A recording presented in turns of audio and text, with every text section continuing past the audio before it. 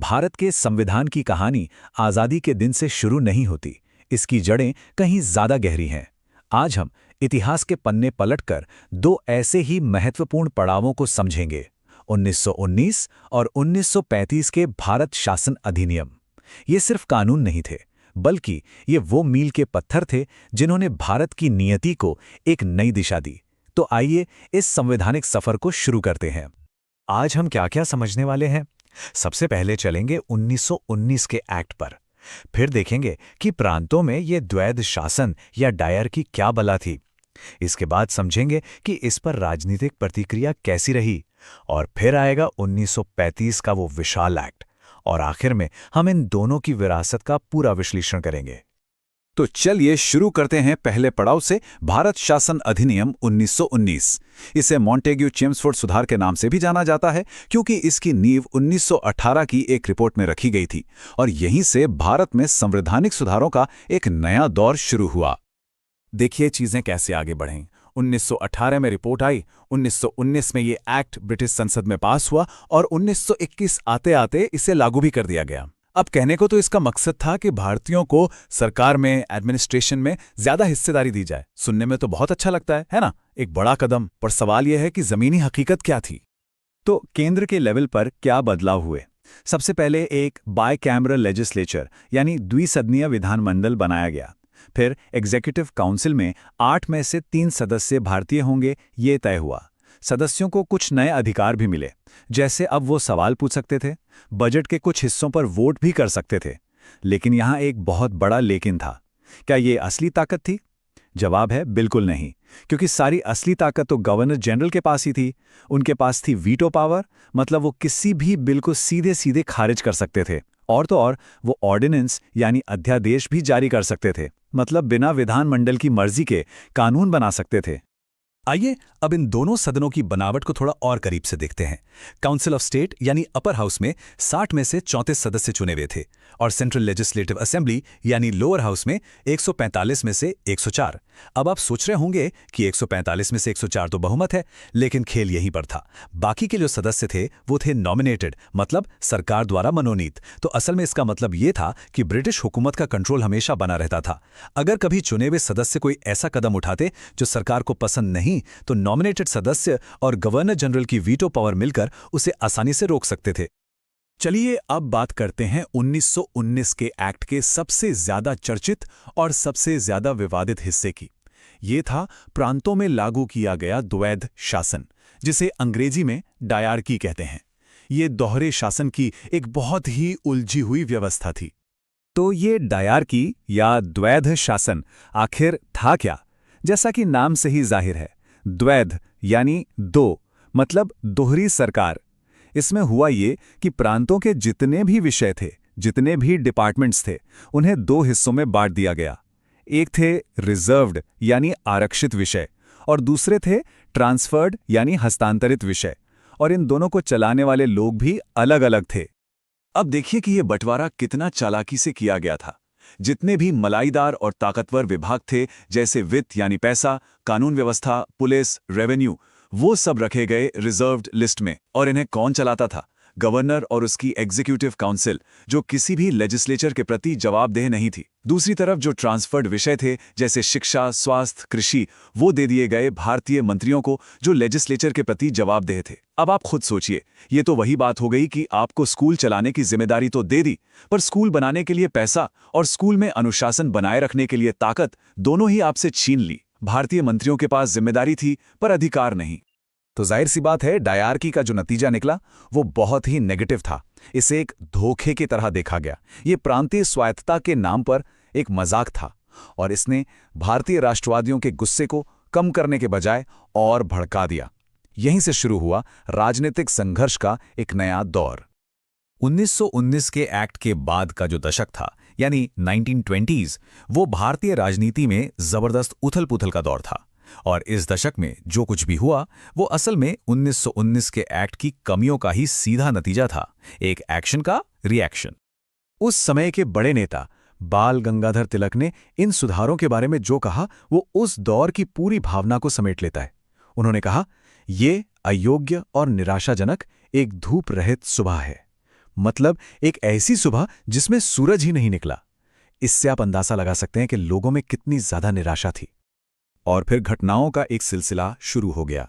1923 में स्वराज पार्टी बनी। फिर 1927 में आया साइमन कमीशन, जिसमें एक भी भारतीय नहीं था, और पूरे देश ने इसका बहिष्कार किया। इसके जवाब में 1928 में आई नेहरू रिपोर्ट, और 1929 में लाहौर में कांग्रेस ने पूर्ण स्वराज यानी पूरी आज़ादी को अपना लक्ष्य बना लिया। इसके बाद लंदन में 3 राउंड टेबल कॉन्फ्रेंस हुईं। ये सारी घटनाएं एक ही दिशा में इशारा कर रही थीं, एक नए बड़े संवैधानिक बदलाव की तरफ। ये 2 तस्वीरें उस दशक की कहानी कहती हैं। एक तरफ है साइमन कमीशन, ब्रिटिश हुकूमत का तरीका जो भारतीयों के बिना ही भारत के भविष्य का फैसला करना चाहता था, और दूसरी तरफ है पूर्ण स्वराज की मांग, भारतीयों का बुलंद इरादा कि अब हमें डोमिनियन स्टेटस नहीं, पूरी आज़ादी चाहिए।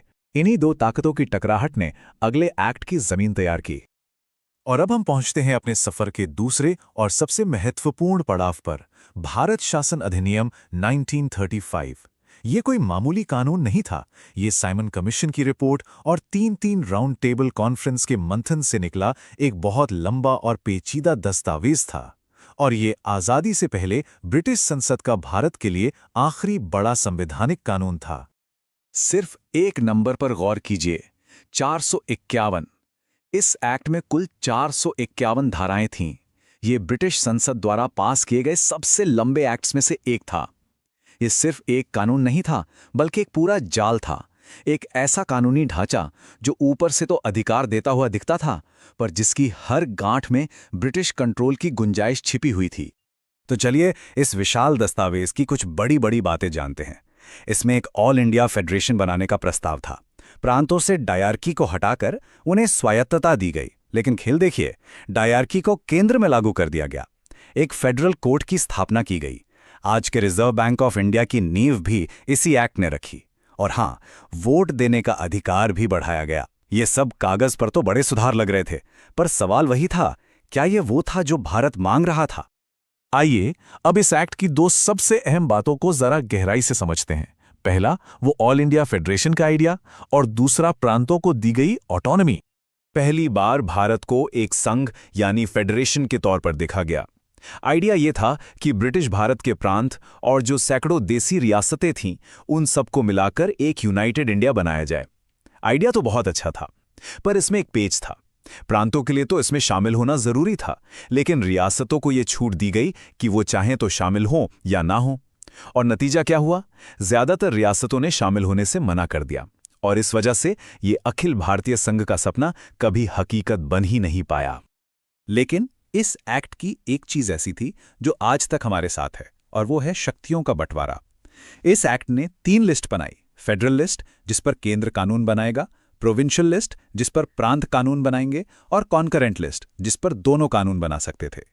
ये सिस्टम इतना कामयाब रहा कि जब हमारा अपना संविधान बना तो हमने इस 3-fold डिवीजन को लगभग वैसा का वैसा ही अपना लिया। अब बात करते हैं प्रांतीय स्वायत्तता की। ये 1935 के एक्ट का एक बहुत बड़ा सेलिंग पॉइंट था। प्रांतों से डायरकी खत्म कर दी गई और पूरा प्रांतीय प्रशासन चुने हुए भारतीय मंत्रियों के हाथ में आ गया। ये एक बड़ी जीत थी, लेकिन यहां भी एक लेकिन था। गवर्नर को स्पेशल रिस्पॉन्सिबिलिटी के नाम पर ऐसी जबरदस्त शक्तियां दी गईं कि वो जब चाहे मंत्रियों के फैसले को पलट सकता था। तो ये स्वायत्ता भी एक तरह से अधूरी ही थी। एक हाथ से दिया और दूसरे हाथ से कंट्रोल का रिमोट अपने पास रख लिया। तो अब तक हमने दोनों एक्ट्स को समझ लिया। अब वक्त है इनके विश्लेषण का, इनकी विरासत को समझने का। क्या कमियां थीं और क्या असर पड़ा? तो 1935 के एक्ट की आलोचना क्यों हुई? कई कारण थे। पहला, वो फेडरेशन का आइडिया ही अधूरा था और कभी लागू नहीं हुआ। दूसरा, गवर्नर जनरल और गवर्नरों को जो स्पेशल पावर्स दी गईं वो लोकतंत्र का मजाक थीं। तीसरा, इसने कम्युनल इलेक्टोरेट को और बढ़ा दिया, जिसने देश को बांटने का काम किया। और सबसे बड़ी बात, इसमें कहीं भी डोमिनियन स्टेटस का जिक्र तक नहीं था, और इसने भारतीयों को अपना संविधान खुद बनाने का हक भी नहीं दिया। पंडित जवाहरलाल नेहरू ने इस एक्ट का बहुत सटीक विश्लेषण किया। उन्होंने इसे गुलामी का एक नया चार्टर कहा। उनका मानना था कि ये एक्ट सिर्फ एक दिखावा है, एक नया मुखौटा है जिसके पीछे ब्रिटिश हुकूमत अपने कंट्रोल को और मजबूत करना चाहती थी। उन्होंने कहा था कि ये एक ऐसी मशीन है जिसके ब्रेक तो बहुत मजबूत हैं पर कोई इंजन ही नहीं है।